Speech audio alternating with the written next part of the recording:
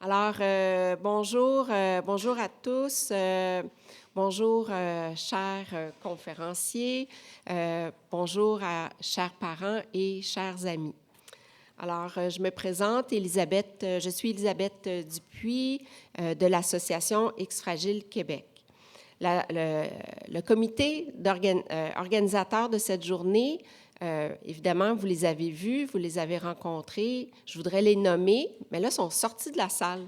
Alors, je vais le dire, elles vont peut-être revenir. Yolanda Larrivée, Isabelle Ménard, Annick Terrien et Geneviève Masson. Alors, je vous laisse souligner, elles aussi font partie du conseil d'administration de l'Association X-Fragile, mais je vous laisse surtout souligner leur travail incroyable pour organiser cette journée-ci.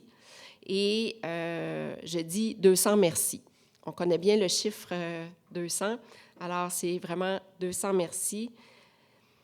Et donc, aujourd'hui, nous sommes vraiment contente que vous ayez répondu à notre invitation à venir à Montréal. Et donc, on a un programme très chargé. Ça fait 5 ans depuis la dernière conférence et on trouve que c'était vraiment très long et il était temps qu'on se revoie. Alors, ce qu'on aime dans ces conférences-ci, c'est qu'on apprend plein de choses, on partage nos défis qui sont assez similaires, mais il y a une chose qu'on aime par-dessus tout, ce sont les rencontres que l'on fait.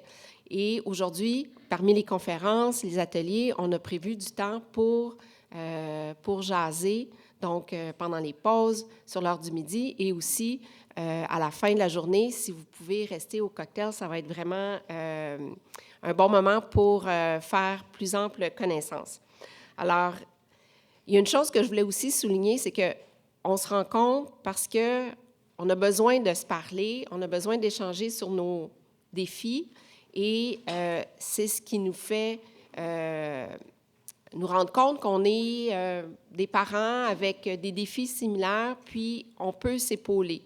Et le titre de la rencontre d'aujourd'hui, c'est « Plus fort ensemble » parce que c'est en se parlant, en partageant, en venant apprendre des choses sur aujourd'hui, on a une psychologue qui vient nous parler, un ergothérapeute, on a François Corbin qui est médecin, chercheur, il y a Sarah Lippé qui est neuropsychologue. Les autres conférenciers, je m'excuse, là, si vous êtes dans la salle, c'est que je ne vous ai pas encore rencontré.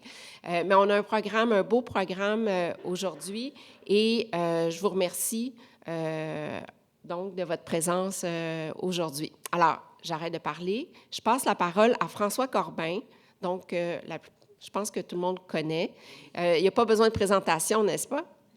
Non. Ben non, évidemment. Ben oui, il est plus vieux. Il est plus vieux que moi. Oh oui, c'est sûr, c'est sûr. Ou à peine. Alors, ben merci beaucoup, François. Puis, je te laisse la parole. Merci. Ben oui.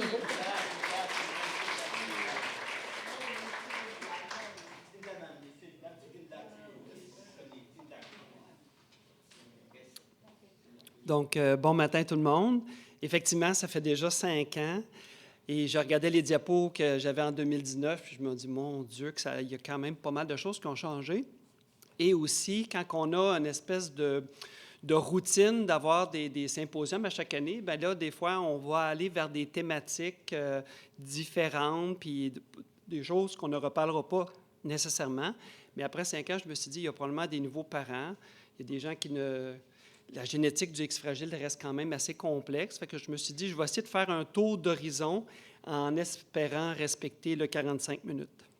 Donc, voici un peu les thématiques qui seront abordées dans le cadre de... Et c'est très, très ambitieux. Donc, on va parler des bases fondamentales du syndrome du X-fragile. Mon cerveau ne fonctionne pas bien, pourquoi? La présentation clinique du X-fragile. Je vais parler un peu de la clinique à Sherbrooke et des essais cliniques. Donc, juste pour vous dire qu'il y a des choses qui ont évolué dans le temps depuis les années 90, parce que j'ai commencé à travailler sur le X-fragile en 94, donc ça fait quand même un certain nombre d'années. Et donc, dans les premières années, il y a eu des rencontres qui ont été faites avec des parents. Il y a eu la création de l'association. On a fait un premier symposium en 2011, en 2015 avec la nouvelle association Antifragile Québec. Et après ça, bien, il y a eu une consolidation dans les années 2010. Enfin, j'ai eu des collègues compétents en neurologie, Dr Jean-François Lepage, qui est neuropsychologue, Dr Tchakou, puis on a fait des essais cliniques. Donc, les choses continuent, mais il y a eu une longue évolution là, par rapport à tout ce qui s'est passé. Alors, les bases fondamentales du syndrome fragile, je me suis dit comment le présenter, puis je me suis dit pourquoi ne pas aller avec quelqu'un qui a déjà fait ça. Donc, je vais vous présenter une petite vidéo et j'espère que ça va vous satisfaire.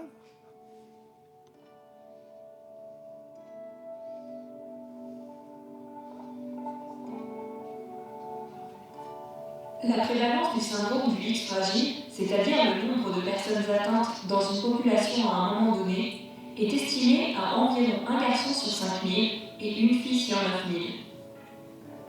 Chez les femmes, la prévalence de la fragilité du chromosome X est probablement sous-estimée car chez elles, l'anomalie peut ne donner que très peu de manifestations, voire aucune, et donc ne pas être diagnostiquée. Notre organisme se développe à partir d'un code génétique inscrit dans le génome. Les gènes constituent le répertoire de ces codes.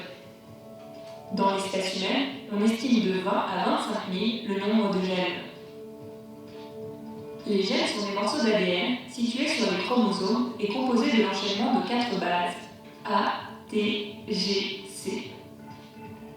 Le code génétique donne les instructions nécessaires à la production des protéines indispensables au développement et au bon fonctionnement de l'organisme. Ces bases sont attachées entre elles selon un ordre variable d'un individu à l'autre et constituant ainsi un génome propre à chacun. Les gènes sont portés par les chromosomes. Les cellules de notre organisme contiennent 23 paires de chromosomes. Pour chaque paire, un chromosome vient du père, un autre de la mère. La paire 23 est originale par le fait que le papa peut transmettre soit un chromosome X, soit un chromosome Y. Ainsi, un individu possède 2 exemplaires de chaque gène sur les 22 premières paires de chromosomes. Pour la paire 23, les chromosomes X et Y ne portant pas les mêmes gènes, il y a donc une différence de patrimoine génétique en fonction du sexe. Le gène FMR1 est porté par le chromosome X et permet de produire une protéine qui s'appelle FMRP. Cette protéine est importante pour le développement du cerveau et pour les apprentissages. Juste devant ce gène, il existe une séquence répétée du triplet CGG, cytosine, guanine, guanine, qui est située dans une zone de contrôle de l'expression du gène FMR1. La population générale a moins de 54 répétitions de triplet CGG. Lorsque le nombre de répétitions du triplet CGG est compris entre 50 et 200, on parle de prémutation du gène. Cette prémutation ne provoque pas de troubles du neurodéveloppement pendant l'enfance. Dans le cas où un homme est porteur d'une prémutation, il n'a pas le syndrome du X fragile, mais il peut, dans certains cas, après 60 ans, développer un syndrome neurologique appelé FX-TAS. Si un homme est porteur d'une prémutation, il la transmettra à toutes ses filles par son chromosome X, mais jamais à ses garçons puisqu'il ne leur donne que son chromosome Y. Dans le cas où une femme est porteuse d'une prémutation, elle n'a pas le syndrome du X fragile, mais elle peut avoir un nombre d'ovules plus limité avec une moindre fécondité, pouvant conduire à une ménopause précoce chez un quart d'entre elles. Une femme porteuse de la prémutation pourra transmettre à chaque grossesse le gène normal par le chromosome X non porteur de la mutation dans 50% des cas, dans les autres 50%, soit la même prémutation par le chromosome X porteur du gène prémuté, soit transmettre un gène dont l'expansion de la répétition des triplets CGG se poursuit. En effet, seules les femmes ont la possibilité d'augmenter le nombre de CGG dans leur descendance.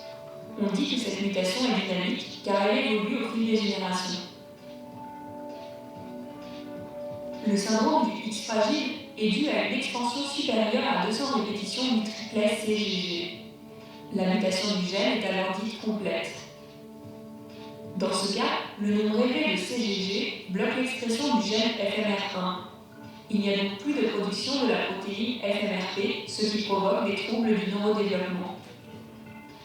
Si un garçon est porteur d'une mutation complète, il présentera les difficultés comportementales et cognitives variables du syndrome du X fragile.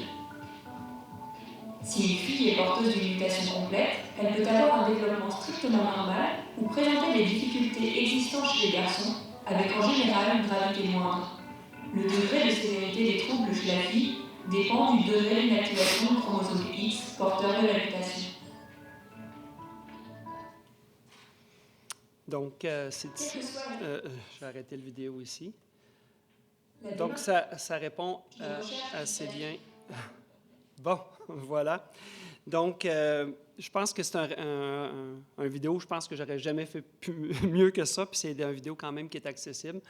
Donc, je pourrais répondre peut-être aux questions sur la génétique, mais juste pour expliquer que finalement, dans les familles, on peut retrouver en fait des individus avec le X fragile, avec des mutations complètes. On peut retrouver aussi, ce qui n'est pas dit dans la vidéo, des gens qu'on appelle des mosaïques, c'est-à-dire qu'ils ont une partie de leurs cellules qui vont produire la protéine FMRP, puis une partie de leurs cellules qui ne produiront pas la protéine FMRP, un peu comme chez les filles.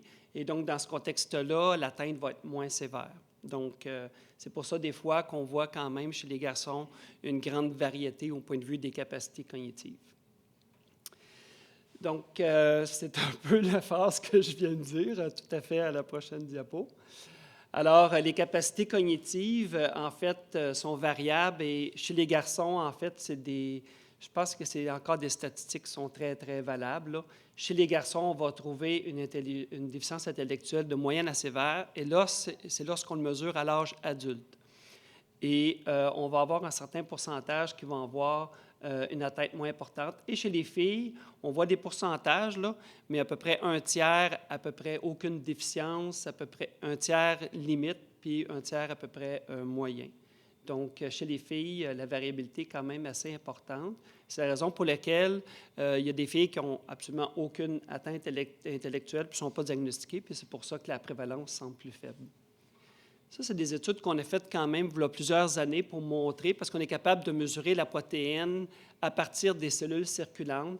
Puis ce que ça montre, en fait, c'est que plus effectivement la quantité d'éphémères-P, ici on voit la quantité d'éphémères, plus elle augmente, plus les capacités intellectuelles augmentent. Donc, on voit qu'il y a beaucoup de garçons ici, évidemment, dans cette région-là, où la quantité d'éphémères-P est souvent non détectable, ou des fois, il y en a en très petite quantité. Mais s'il y a plus d'éphémères-P, comme ici, on voit beaucoup de filles, donc les capacités cognitives sont plus importantes. Ici, on voit la valeur de QI. Et on a parfois des garçons qui un peu échappent aux statistiques et qui ont des capacités cognitives plus importantes et une quantité d'éphémères-P plus importante. Donc ça, c'est la portion cognition. Maintenant, expliquons pourquoi, en fait, le cerveau ne fonctionne pas bien. Donc, quel est le rôle, en fait, de cette protéine qui est absente? Parce qu'à la fin, ce que vous avez compris, on peut parler des CGG pendant des heures, mais ce qui fait la grosse différence entre le X fragile et la prémutation ou l'absence de mutation, c'est vraiment la protéine qui est FMRP. Donc, c'est vraiment ça qui est important à retenir. Alors, FMRP, c'est quoi? Bien, FMRP, ça joue un rôle crucial dans le développement du cerveau. Ça, vous le comprenez bien sûr. Mais pourquoi? C'est parce qu'elle interagit avec plus de 1000 protéines différentes.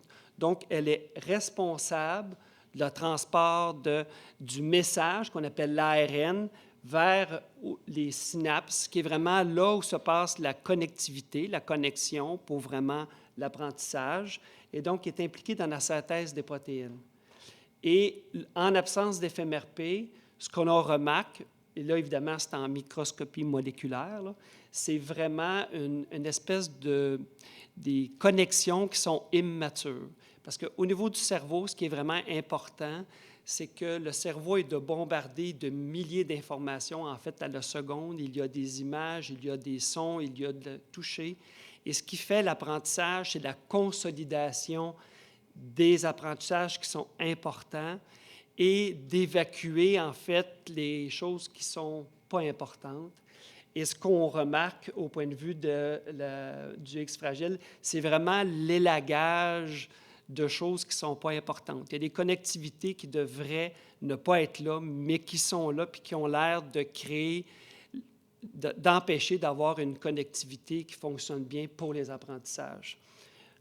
Donc, en anglais, on appelle ça du pruning, mais en français, c'est l'élagage. Je ne sais pas si vous comprenez. Donc, c'est comme si vous avez un arbre, on veut aller le plus haut possible, mais il y a plein de branches qui vont dans toutes les directions. Puis là, ben, l'arbre ne monte pas à la vitesse qu'on voudrait. Donc, il faut l'élaguer, l'arbre, pour qu'il monte en hauteur. Je pense que ça peut être une illustration. Donc, au niveau de la connectivité, il y a comme deux grands systèmes, puis l'expert, c'est Sarah qui va parler cet après-midi. Donc, il y a ce qu'on appelle le glutamate, qui, lui, est vraiment celui qui veut stimuler, celui qui veut aller vers la connectivité. Et il y a le GABA, qui, lui, est le modérateur, qui dit, là, ça va faire, et on va l'enlever. Et ce qu'on s'entend vraiment au point de vue du X fragile, c'est qu'il y a une hyper-excitabilité et qui est un débalancement, en fait, entre le glutamate et le GABA. Et là, actuellement, dans la communauté, les gens disent, est-ce que c'est parce qu'il y a trop de glutamate ou parce qu'il manque de GABA ou c'est un petit peu des deux? C'est un peu ça, en fait, qui est l'histoire. Puis on ne le sait pas encore exactement qu'est-ce qu'il y en est. Donc, cette hyper-excitabilité-là, c'est ce qu'on peut noter, en fait, sur l'hyperactivité, l'anxiété sociale. On pense que ça peut être responsable à ça, mais aussi des fonctions cognitives de l'apprentissage. Donc, les traitements visent, en fait, à rétablir, en fait, ce déséquilibre-là entre le GABA et le glutamate. Oh! OK. Donc, ça, c'est la clinique du syndrome du X fragile. Donc, il y a des choses là-dedans que je ne vous apprendrai pas. L'âge moyen au diagnostic à 3 ans, donc typiquement, donc les nouvelles familles, ils nous contactent, ils ont 3 ans, mais à 3 ans, qu'est-ce qu'on observe? Un retard global de développement, l'enfant n'est pas propre, l'enfant a marché tard, il parle peu. Donc, il y a peu de choses qu'on a à ce moment-là. Et ce que je trouve difficile à l'âge de 3 ans, c'est difficile de prédire qu'est-ce que ça va être à 6 ans, à 15 ans, à 20 ans. Et c'est la première question que les parents posent à la clinique. Comment va être mon enfant à 20 ans? Et donc, si j'avais une boule de cristal, j'aimerais ça, mais c'est très difficile à prévoir. Lorsqu'on revoit les familles, les enfants vers l'âge de 6 ans, là, on voit qu'il y a des choses qui commencent à apparaître. Et là, c'est la portion comportementale qu'on voit.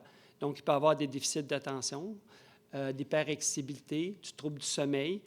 Je mets une liste importante, mais c'est à peu près tout ce qu'on peut voir, mais c'est très, très, très variable au point de vue comportemental. On voit beaucoup ça chez les garçons, chez les filles, beaucoup moins. Chez les filles, plus de déficit d'attention, de la timidité, un peu d'anxiété. Donc, c'est un peu ce qu'on peut voir. Donc, il y a des aspects où des fois de l'agressivité qui se développe. L'agressivité, souvent vers eux autres, se mordre les doigts. Et il y a des traits autistiques, évidemment. On dit que 97% des X-fragiles présentent des traits autistiques et le tiers, on diagnostique clairement d'autisme, ce qui fait du syndrome du X-fragile la première cause d'autisme avec un gène monogénique. Donc, c'est pour ça que les gens s'intéressent tant au syndrome du X-fragile, parce que c'est un modèle à la fois de déficience intellectuelle et un modèle d'autisme. Chez les garçons, il y a des choses qui évoluent. Souvent, on essaie d'arrêter la médication quand on peut, souvent pour les déficits d'attention lorsqu'ils ont terminé l'âge scolaire, parce que ça devient moins nécessaire. Il y a une maturation du cerveau. Les garçons sont capables de mieux contrôler leurs émotions, mieux capables de trouver une branche à leur arbre dans laquelle ça ne sera peut-être pas un tronc de 25 cm, ça va peut-être être 10 cm, mais il va être solide. Et on voit un meilleur contrôle. Puis, comme je vous dis, là, on parle de généralité, mais ce que je vous dis, en gros, ils vont à l'école jusqu'à 21 ans. Souvent, on a des classes spécialisées. Les classes spécialisées, souvent, ça commence des fois dès l'âge de la première année du primaire. Il y en a qui continuent à l'école aux adultes, mais il y en a plusieurs qui sont dans des ateliers, dans des travaux. Ils font du travail subventionné. Et ça, c'est très important. Il faut qu'ils sortent de la maison. Il faut qu'ils sortent de la maison pour les familles et surtout pour eux. Et ils se valorisent beaucoup par le travail. Donc, il y a des enfants, des adultes là, qui travaillent au centre de récupération. Pour nous, on peut trouver ça très routinier, mais pour eux autres, ils se valorisent beaucoup. Et la valorisation, c'est très important pour eux. Donc, d'être capable d'accomplir des choses. Moi, je connais entre autres un frère et une sœur ex-fragiles. Je ne suis pas capable de les voir à la clinique. Ils veulent toujours travailler, ils ne veulent jamais arrêter. Donc, ils ne prennent aucune vacances. Donc, c'est quand même une bonne chose d'avoir des activités comme ça, puis ils rendent un très, très grand service à la société. Et je pourrais vous parler, en fait, du travailleur ex-fragile qui a de très belles qualités par rapport à un travailleur X. Donc, c'est pour moi un aspect très, très important. Chez les filles, les capacités cognitives sont variables. Donc, quand on parle de capacité cognitive, on parle des fois de l'école, mais ce n'est pas juste ça. C'est les capacités de communication, de socialisation, d'être capable de s'autogérer, de s'habiller, etc. Donc, il y a plus de variabilité de ce côté-là parce que l'aspect comportemental est moins un problème chez les filles. La réussite scolaire, c'est quand même assez variable. En moyenne, le secondaire, il est difficile à faire. Souvent, secondaire 3, avec les mathématiques, ça devient difficile, mais il y a toujours des exceptions. Et cette année, j'ai vu une fille qui était en maths forte. Il faut dire que son père était mathématicien, mais il y a toujours des exceptions. Donc, j'en ai une qui est allée au cégep, ça arrive, mais il y en a à l'autre aspect que déjà ils doivent aller dans des classes spécialisées dès le primaire. Donc, c'est variable. Mais les filles, en général, sont plutôt timides. Ce n'est pas toujours le cas, mais il y en a qui sont petites, puis souvent, il faut les pousser. « Allez, tu es capable, vas-y, vas-y. » Donc, il faut y aller. Et au point de vue de l'autonomie, chez les garçons, ça serait utopique de penser qu'ils peuvent être entièrement autonomes. Il y en a qui peuvent vivre en appartement, mais ils vont avoir besoin quand même du support des parents. Chez les filles, c'est possible d'avoir une autonomie complète, d'avoir un travail, d'avoir un conjoint, etc. Donc,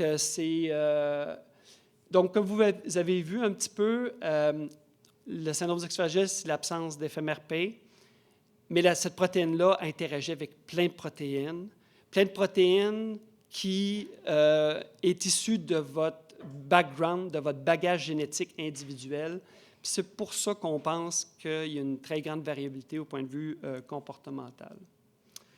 Ça, c'est un peu un spectre, en fait, des problématiques qu'on voit dans l'ex-fragile en termes de prévalence. Donc, ce qui ressort beaucoup, c'est l'anxiété, l'hyperactivité, les déficits d'attention. C'est beaucoup ça sur lesquels on va cibler. L'épilepsie, oui, il y en a, mais c'est pas si fréquent que ça, puis ça se traite généralement bien.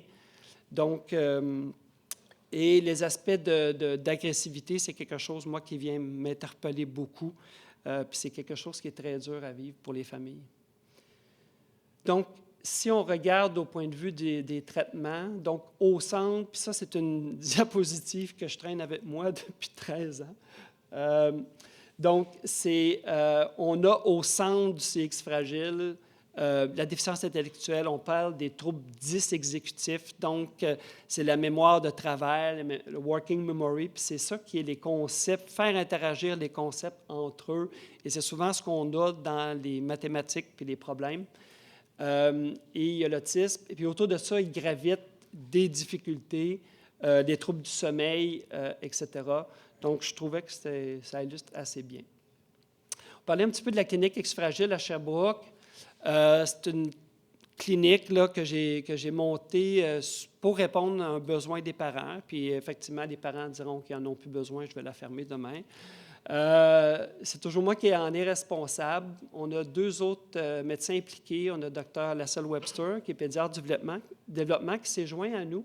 Ça fait 2 ans. Avant, c'est le Dr. Marie-Claude Roy. Et le Dr. Jean-Yves Saint-Pierre, qui est psychiatre pour la portion adulte. La clientèle, ce qui est vraiment particulier, c'est qu'on a des plus jeunes qu'on a vus avaient 2 mois et le 52 ans, maintenant, il est rendu un petit peu plus vieux. Mais c'est quand même un spectre assez large en termes d'âge. Et on a beaucoup de gens de l'extérieur de l'Estrie. Donc, c'est beaucoup la question de suivi à long terme.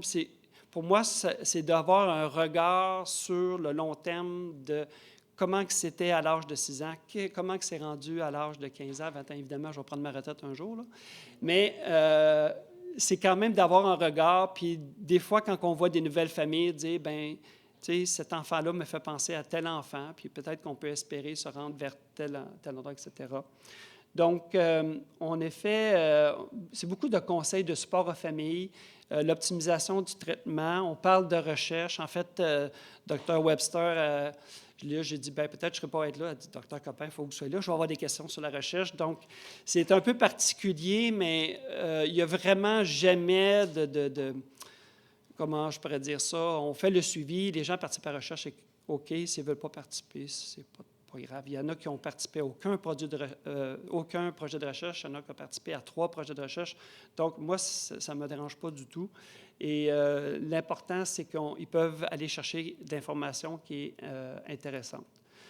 Donc, c'est un petit peu une illustration, mais tout ça pour vous dire qu'on a la clientèle un peu pédiatrique, dont la fréquence, c'est peut-être plus de 12 mois. Puis c'est Dr. Webster qui fait des recommandations souvent aux pédiatres, dans le fond, pour des fois, en termes de médication. Puis, bon, il y a peut-être lieu d'aller plus du côté de l'orthophonie. Puis, Dr. Webster, c'est une pédiatre du développement. Donc, elle a dans sa clinique plein de problèmes de développement qu'elle voit. Et il y a aussi la clinique du X-Fragile.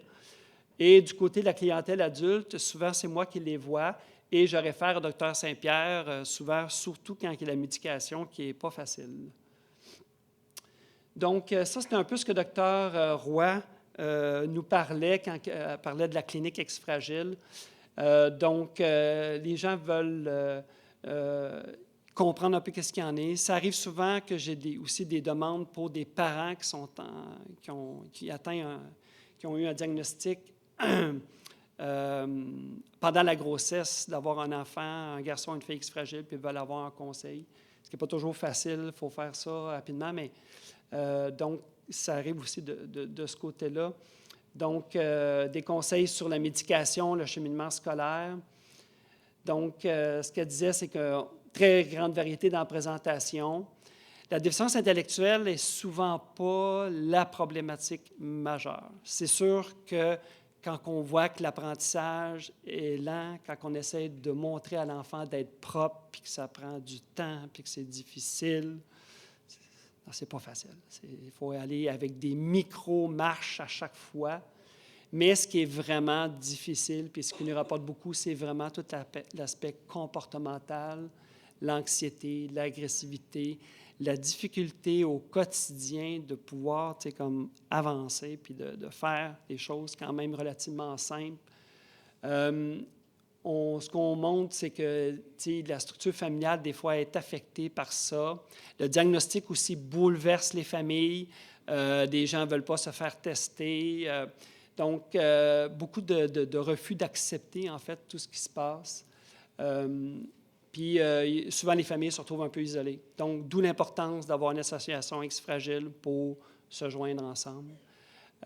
Souvent, on manque de support psychologique. Donc, les sujets qu'on aborde, surtout, c'est y a-t-il d'intervention orthophoniste, ergothérapeute, psychologue, éducatrice spécialisée. Donc, on veut ça pour tous les enfants. Est-ce qu'on a ça pour tous les enfants? Oh que non, oh que non. Et c'est très difficile et les parents doivent se battre. Et ils sont sur la liste d'attente, ils doivent rappeler. Et si les parents ne sont pas insistants, ça n'arrivera pas tout seul, ça c'est ça. Donc, c'est pas facile. Donc, on parle de TSA ou non, puis il y a comme un peu une injustice, je vous dirais, sur le fait d'avoir un X-Fragile avec TSA, où on peut avoir plus de services, surtout entre 4 et 6 ans, alors qu'un X-Fragile qui n'a pas de TSA, mais juste de déficience sexuelle, il n'y a comme rien.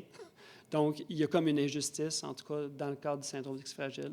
On parle de la médication, on parle de l'anxiété, comment réagir, l'orientation scolaire. Donc, on parle du support familial et aussi beaucoup de l'entente parentale. Et en fait, à chaque fois que je vois les parents, je leur demande d'abord, eux, comment ils vont. Parce que si les parents ne vont pas bien, habituellement, les enfants ne vont pas bien. Parce que les enfants sont des éponges. Ils absorbent l'énergie des parents. Donc, quand il y a une énergie négative, ils vont l'absorber. J'ai des histoires incroyables sur justement cet élément-là. Donc, c'est important de trouver un équilibre au niveau parental, une certaine quiétude pour pouvoir fonctionner. L'entente parentale est très importante, d'être sur la même note, au bon endroit. Des fois, un parent va dire « on va essayer ça ». OK, on va essayer ça. Ça se peut que ça ne marche pas en termes d'approche pour changer des comportements. Puis, il faut rester, c'est super important. J'ai toujours trouvé qu'un enfant, ça s'élève à deux. C'est pas facile d'élever un enfant monoparental puis un X fragile, c'est l'enfer. L'enfer. Et je n'ai pas d'enfant X fragile. Donc, on parle des problèmes de santé. Quels sont les problèmes de santé qu'on retrouve? Des otites à répétition. Ça, c'est presque tous les enfants ont ça. On parle beaucoup du prolapsus de la valve mitrale, une malformation cardiaque. Moi, j'en ai cherché, j'en ai pas vu beaucoup. Donc, ce n'est pas quelque chose à s'inquiéter. L'épilepsie, ça arrive, c'est plutôt rare, ça se traite assez bien. Les garçons X fragiles sont plus souvent stériles. C'est peu documenté, puis on ne fait pas grandes interventions. Et l'entretien des dents, c'est vraiment quelque chose qui n'est pas facile. On recommande beaucoup la brosse à dents électrique. C'est plus simple que la brosse manuelle. Évidemment, il faut quand même, mais les visites chez le dentiste, c'est toujours difficile.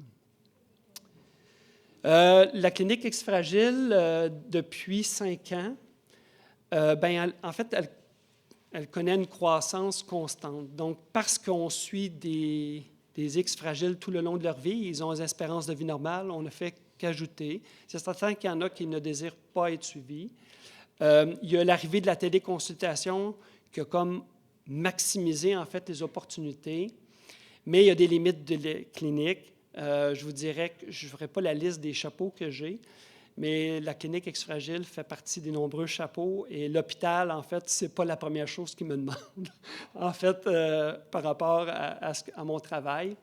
Donc, les dernières années n'ont pas été difficiles. Il y a eu des congés de maternité, il y a des maladies, etc. Donc, on est en train un peu de se revoir, de discuter comment on va fonctionner. Probablement que je vais interpeller des parents pour avoir un peu votre opinion, parce que je pense, en tout cas, Dr. Webster, Dr. Roy disent c'est vraiment magique, entre parenthèses, leur vision de la clinique. Je pense que ça rend vraiment un service que les parents apprécient, mais c'est de voir comment on peut aider le mieux.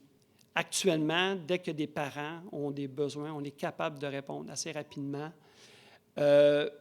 Mais parce que vous êtes très résilient, vous êtes capable de gérer beaucoup, beaucoup de choses, on le comprend, parce qu'effectivement, ce n'est pas facile au quotidien, mais c'est un peu ça la réflexion par rapport à la clinique.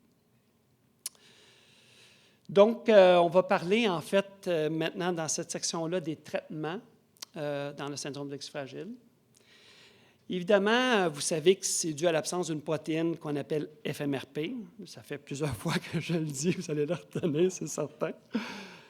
Donc, c'est sûr que pour traiter, on aimerait ça remettre la protéine dans chacun des neurones, puis la vie serait belle, mais ce n'est pas simple. C'est pas simple. Peut-être qu'on va voir ça un jour, mais... Donc, l'autre aspect qu'on essaie de voir, c'est plutôt cibler les problématiques reliées à l'absence d'FMRP, puis essayer d'agir de ce côté-là. Donc, il faut être réaliste, en fait, quand on participe à des essais cliniques. Puis, moi, je suis très... j'offre de participer à des projets de recherche clinique, mais je me donne un droit de regard des fois à dire aux parents, je pense que c'est peut-être pas, vous n'êtes pas prêts pour ça, OK? Parce qu'il faut être quand même réaliste quand on participe à des essais cliniques. Il faut avoir une certaine stabilité, un certain environnement qui est quand même bien pour permettre de voir est-ce que le traitement va aider ou non mon enfant.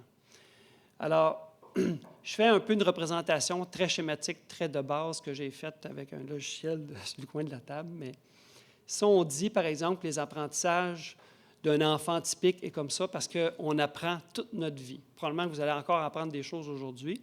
Moi, j'en apprends encore aujourd'hui. On apprend toute notre vie. Donc, les apprentissages ne font que continuer tout au long de la vie. Chez les enfants avec les syndromes X fragiles, l'apprentissage est beaucoup, beaucoup, beaucoup plus lent. Et donc, on voit la pente d'apprentissage est beaucoup plus tranquille. Donc, lorsqu'on veut commencer un essai clinique, si on regarde, par exemple, pour les mathématiciens, la pente, on ne peut pas penser que la pente va tout d'un coup revenir comme un neurotypique. C'est-à-dire qu'on va avoir corrigé toutes les capacités, puis il va être capable d'apprendre. Je pense qu'il faut quelque chose viser un peu entre les deux. On espère améliorer des choses, mais ça ne sera pas quelque chose de hyper drastique. Donc, c'est juste, je voulais juste parler en fait des attentes en fait des essais cliniques. Ça vient du site de NFXF, donc facilement disponible. C'est juste parler des essais cliniques qu'il y a eu depuis 2006.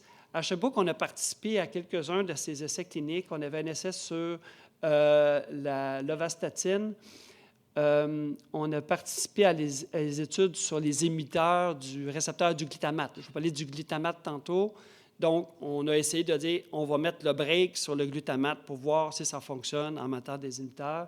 Donc, il y avait des études de Novartis, le Mavoglirant ici, puis de Roche, pour bloquer ça. C'est des études qui étaient internationales auxquelles on a participé. Ça n'a pas fonctionné.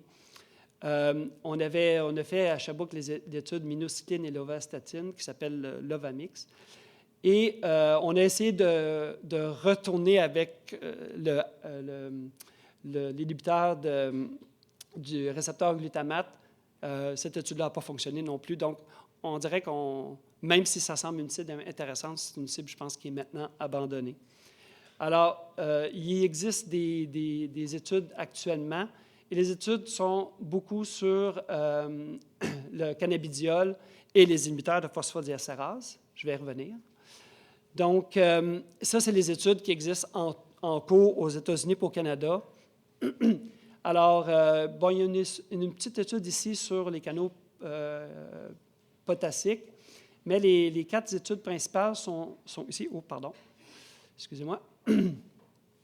Donc, les inhibiteurs de phosphodiestérase de la compagnie Tetra Therapeutics, donc seulement des sites aux États-Unis, 17 sites aux États-Unis. Et les études, les compagnies ont beaucoup... ils ne veulent pas beaucoup faire des études au Canada.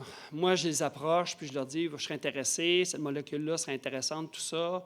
Et donc, comme l'agence de régulation est différente, donc c'est Santé Canada plutôt que la FDA, c'est beaucoup de paperasse, beaucoup de puis pour finalement une population qui n'est pas si grande parce que juste la Californie, la population est plus grande que l'ensemble du Canada. L'autre aspect aussi qui était limitant, beaucoup dans la participation des essais cliniques, c'est qu'il y a des questionnaires qui sont en anglais, qui n'existent qu'en anglais, et on ne peut pas les traduire comme ça sur le bout de la table, là, qui ne seraient pas valides. Et donc, moi, je leur ai dit, écoutez, c'est parce que si je fais participer des gens d'études, ça va être juste les gens anglophones, et je trouve que c'est un peu comme 95% des patients que je vois parlent français. Je trouvais que c'était trop discriminatoire. Et donc, si ce n'est pas en français, je n'en embarque pas. Donc, pour tout ça, il faut vous dire que beaucoup, c'est des sites seulement aux États-Unis. Et l'étude sur la metformine, une étude qui est entre autres à Montréal, qui est encore, je pense, en train de recruter, mais ça, peut-être que... Ah, Sarah a dit que non. Donc, c'est terminé, fait qu'on devrait savoir les résultats de l'étude éventuellement. Donc, dans les études, actuellement, il y a 2 études, en fait, sur le cannabidiol. Excusez-moi.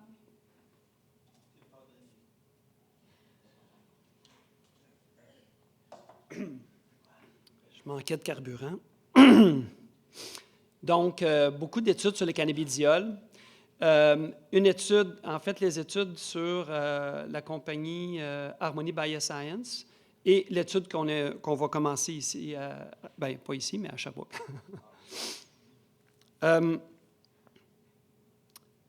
Oui, c'est une drôle de transition, mais... OK, bon, parfait. Je vais parler de l'anxiété de bord, comme elle est là. Donc, je voulais juste en parler un peu brièvement parce que c'est un des éléments, en fait, qu'on cible dans le contexte du X fragile. Et l'anxiété, vous avez vu dans les statistiques, ça représente au moins 50 à 70% des familles. Puis, comment qu'on peut vivre l'anxiété, c'est un peu l'image qu'on voit de droite. Donc, imaginez, par exemple, que vous ayez la peur qu'un lion soit dans la salle et qu'on vous demandait d'étudier en même temps. quel serait votre niveau de concentration? C'est un peu ça, vivre avec l'anxiété. C'est ça, c'est une image gracieuseté de l'intelligence artificielle. Il faut s'adapter. Mais c'est quand même, ça illustre quand même bien ce qui se passe. Donc, c'est toujours l'anticipation d'un danger qui n'existe pas. Ça peut être, par exemple, un enfant, un bébé qui est là et qu'on ne sait pas quand est-ce qu'il va crier. Et l'anticipation du fait qu'il va crier, c'est quelque chose qui crée beaucoup d'anxiété. Donc, ça peut être une alarme d'incendie, ça peut être des choses comme ça.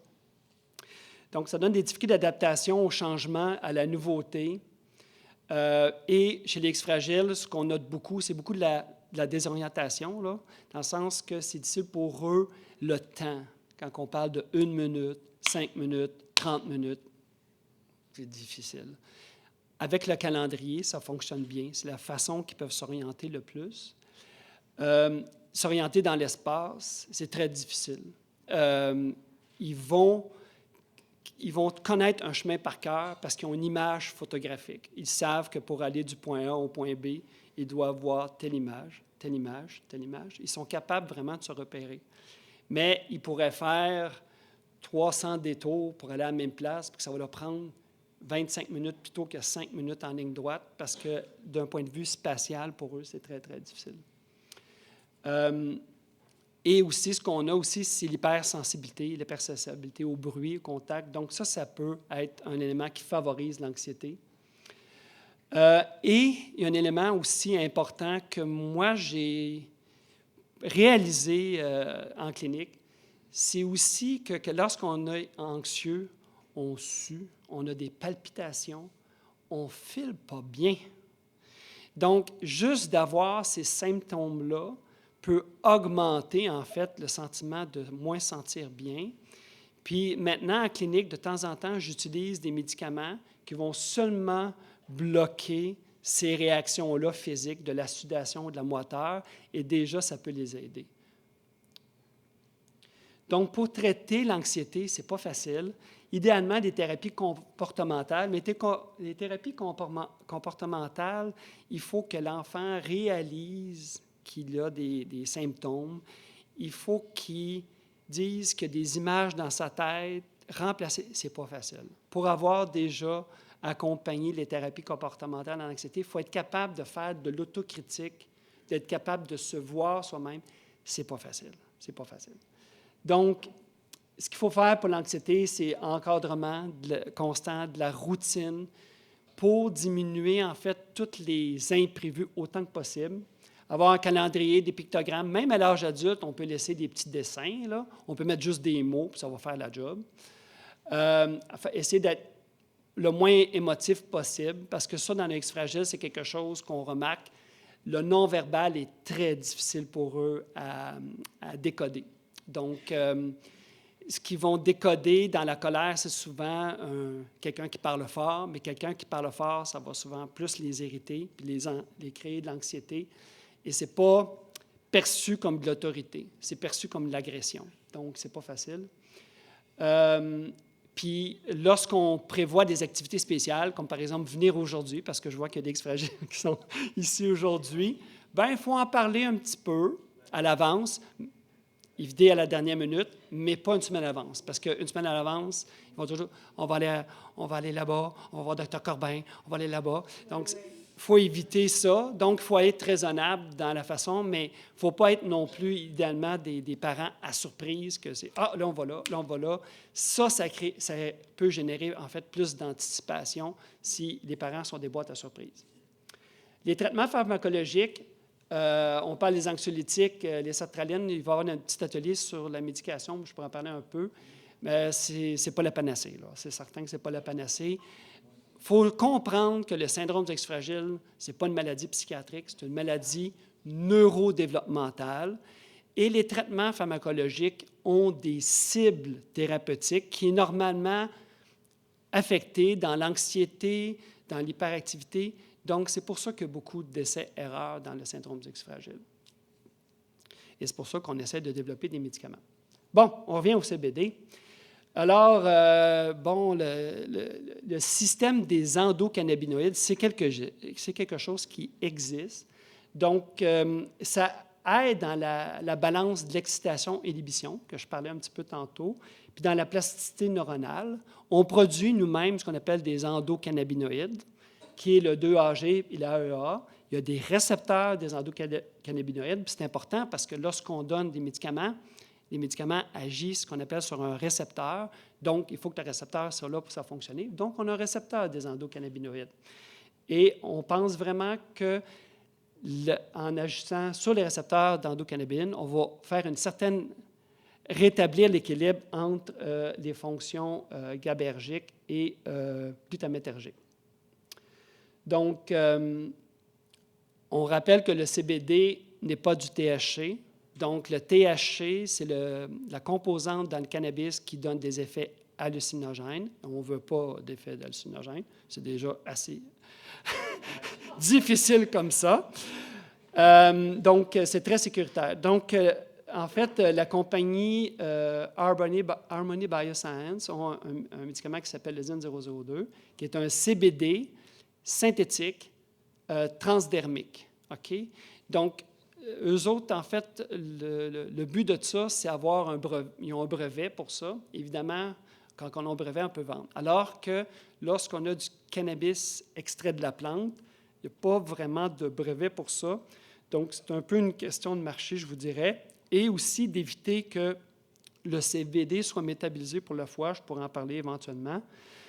Il y a la compagnie Jazz Pharmaceutical qui ont développé un médicament qui s'appelle l'Epidiolex, mais en fait, c'est du CBD extrait de la plante, pur à 99,5 %, donc seulement des traces de THC, et est actuellement approuvé au Canada dans le traitement de l'épilepsie puis le syndrome Lennox-Gastaut.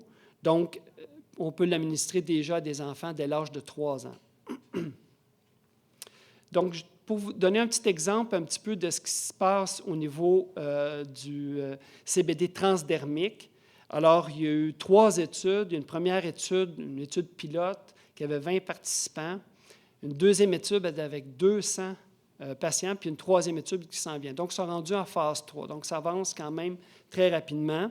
Et ce qu'on a remarqué beaucoup dans les effets chez les X-fragiles, c'est beaucoup l'amélioration de la socialisation, qui est un élément quand même important qui aide des apprentissages. Plus un enfant X-fragile est social, plus il va apprendre de ses pairs. Et ici, c'est l'étude prolongée. Donc, il y a eu des enfants X-fragiles qui ont été jusqu'à 5 ans pour l'instant sur le CBD. Et en tout cas, ce qui a été appris ou ce qui a été amélioré restait amélioré pendant toutes ces années-là, ce qui est quand même assez intéressant. À Sherbrooke, ce qu'on prévoit, c'est l'étude, on l'appelle CANAX. J'aime beaucoup les acronymes, je suis un peu comme ça, un peu fan, là, mais c'est l'étude du cannabidiol sur l'anxiété et la fonction GABAergique. Donc, on recrute 34 patients. Ça devrait commencer en janvier. J'ai parlé de cette étude-là en 2019. On a eu le financement au cours de l'année 2020, fin 2020. Puis, au moment où on voulait avoir le médicament, la compagnie était rachetée par Jazz Pharmaceutical. En tout cas, c'est toute une histoire. Mais ce qui fait que là, on va commencer, on attend juste de recevoir le médicament. Donc, les critères d'inclusion, vous voyez, 7 à 40 ans. Donc, on est rendu à combien de temps?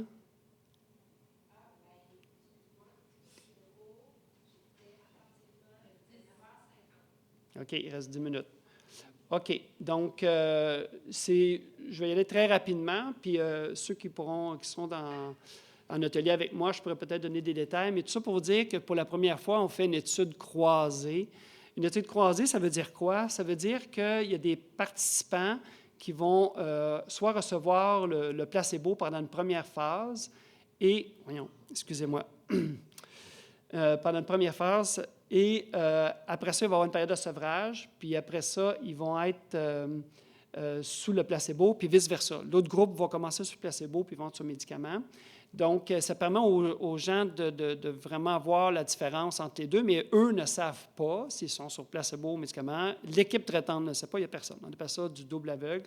Donc, c'est vraiment à la toute fin de l'étude qu'on va savoir dans quelle phase. Évidemment, il y a toujours de la spéculation à ce moment-là. Ce que cela implique à la maison, c'est l'administration du médicament noter l'apparition de nouveaux symptômes. Il faut documenter toute administration de médicaments, du Tylenol, du Benadryl, juste tout. Il faut expliquer pourquoi. Donc, pourquoi j'ai donné, c'est super important. S'il y a des visites à l'urgence, ça c'est une hospitalisation, même pour quelqu'un qui s'est fracturé un pied, un doigt, quoi que ce soit. Donc, tout va être important. Puis, la communication est super importante pendant l'étude. Les visites, il y a 4 à 6 visites. Je mets 4 à 6 parce que il y a 2 visites qui sont facultatives, qui peuvent faire au téléphone, qu'on peut faire des prélèvements à distance localement. Puis ça s'échelonne sur 9 mois, parce que c'est quand même 3 mois, 2 mois, 3 mois, en tout cas. Il faut répondre à des questionnaires, c'est souvent toujours le même parent. Donc, s'il y a une garde partagée, des mois, on demande à l'autre parent de remplir, parce que la façon dont les parents perçoivent peut être différente, ça reste quand même subjectif. Il y a malheureusement des prises de sang à chaque fois, on ne s'en tire pas, juste pour s'assurer des effets secondaires. Et on fait ce qu'on appelle la stimulation magnétique transcrânienne et l'IRMF. Ça, c'est juste pour vous montrer un peu c'est quoi la stimulation magnétique transcrânienne.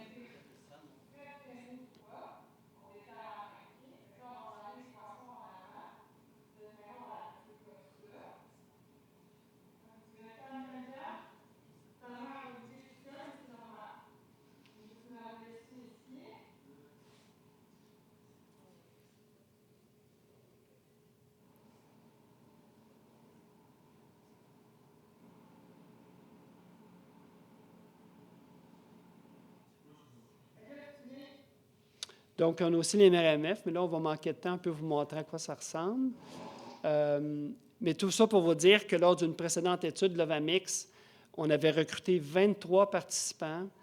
Et sur les 23 participants, il y en a 19 qui avaient fait à la fois l'IRMF et la stimulation magnétique transcrânienne à 3 reprises.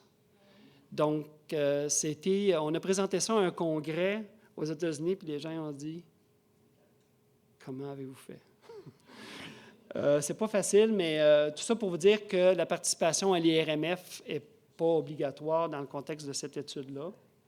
Donc, c'est ça. Alors, on espère que l'étude, c'est de comparer l'effet d'Épidiolex et du placebo sur l'anxiété, des comportements.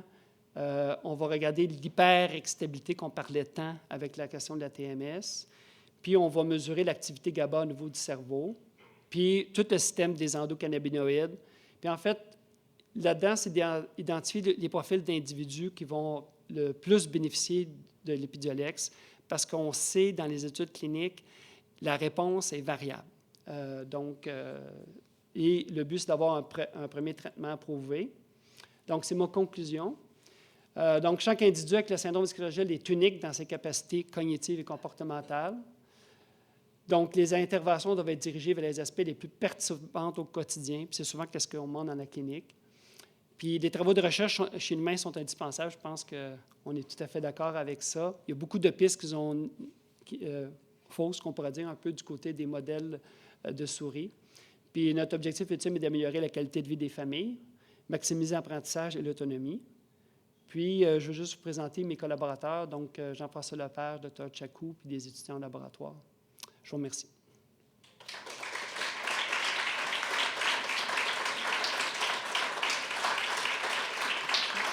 Merci. Merci, François. Alors, on a quelques minutes, 5 à 6 minutes pour des questions.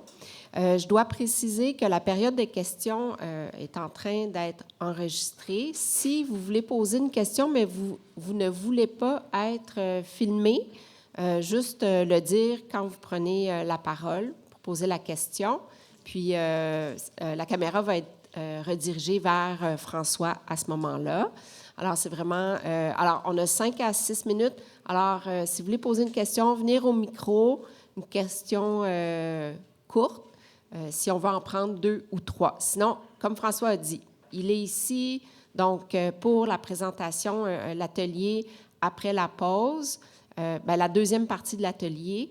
Et... je vais être là sur l'heure du dîner, donc je vais partir peut-être vers 1h, quelque chose comme ça. Donc, si vous avez des questions vraiment personnelles, je pense que ça serait mieux de me l'adresser directement. Merci. Oui, une bonne précision. Alors, qui veut lancer le bal? Oui, mais... est-ce que vous voulez venir au micro? Oui. Parce que pour l'enregistrement, c'est ça la question. Mais dites-le si vous voulez pas finir, mais juste pas de problème. Bonjour. Donc, en fait, moi, je me demandais, au niveau de l'étude pour la prise de sang, est-ce que ça doit absolument être fait avec une seringue ou il y a d'autres options pour la prise de sang? Disons qu'il faut qu'il y ait une aiguille dans le bras parce qu'il faut avoir accès, malheureusement. Fait que des fois, on peut aller avec un papillon qui est plus facile. Ça prend quand même un volume significatif. Donc, juste un bout du doigt, là, par exemple, ça ne serait pas suffisant pour être capable de faire nos tests au laboratoire, malheureusement.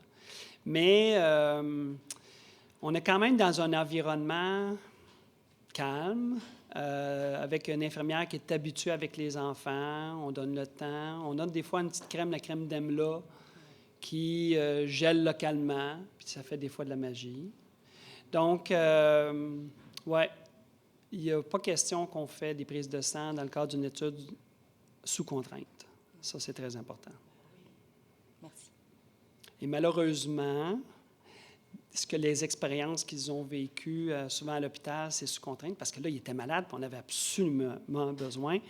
Donc, c'est certain que d'avoir un environnement qui essaie d'être le plus différent, je vous dirais, d'un hôpital, d'une urgence, quoi que ce soit, ça favorise. Donc, au centre de recherche, c'est un petit peu différent, là, je vous dirais. Mais on peut faire comment je parlais ça, c'est un peu comme l'IRMF que je n'ai pas montré parce qu'on a manqué de temps, mais il y a eu un training. Fait que des fois, on peut faire une première visite, voir comment ça se passe avec l'infirmière. Parce que l'idée là-dedans, c'est que c'est beau d'avoir réussi une fois, mais il faut avoir les prélèvements à chaque visite. Donc, puis moi, les études cliniques, il faut que ça soit une belle expérience. Il y a des gens qui ont participé ici à des études cliniques dans la salle et c'est une belle expérience. Je veux que ça reste comme ça.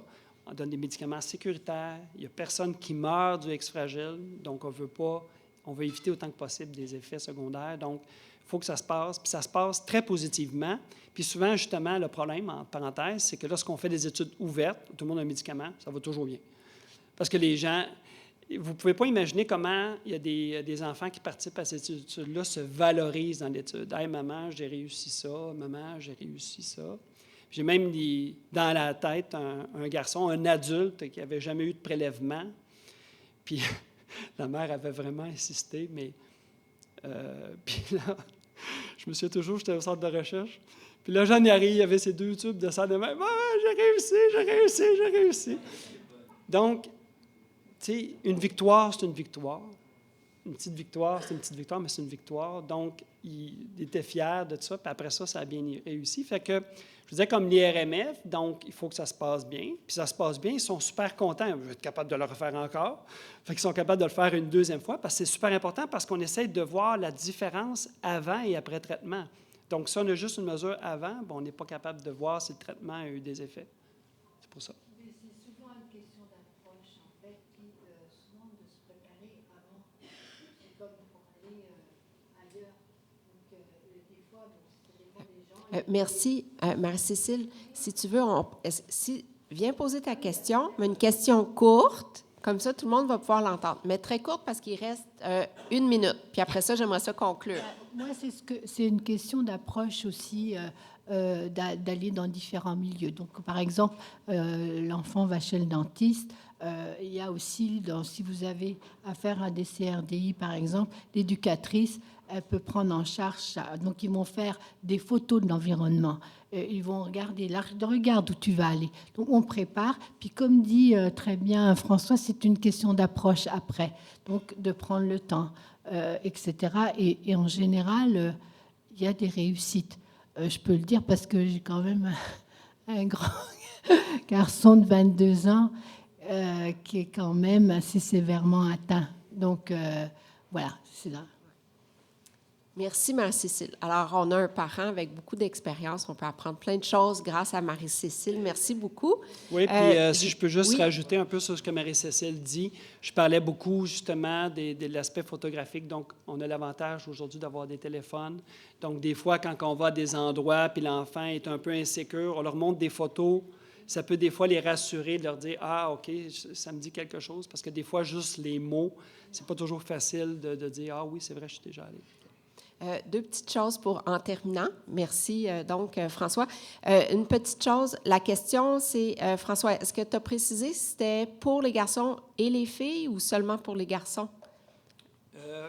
Pour l'étude que tu vas mener? Pour l'étude, les garçons et les filles vont pouvoir participer. Par contre, c'est certain qu'on a des critères en termes d'atteinte, là, donc, puis des fois, moi, comment je pourrais dire ça? J'essaie de voir les bénéfices, en fait, du traitement, en fait, pour les familles. Si j'ai des attentes, donc, c'est quand même pas facile, là. À la clinique, on a des gens de partout au Québec, là.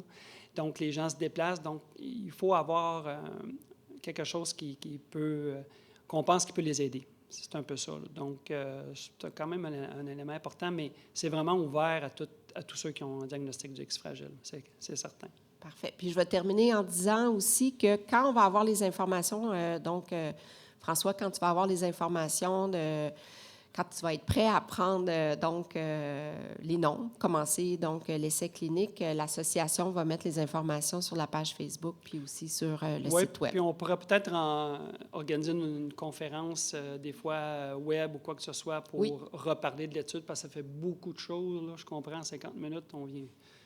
Et donc, ça pourrait être plus facile. Oui, c'est possible. Bien, merci.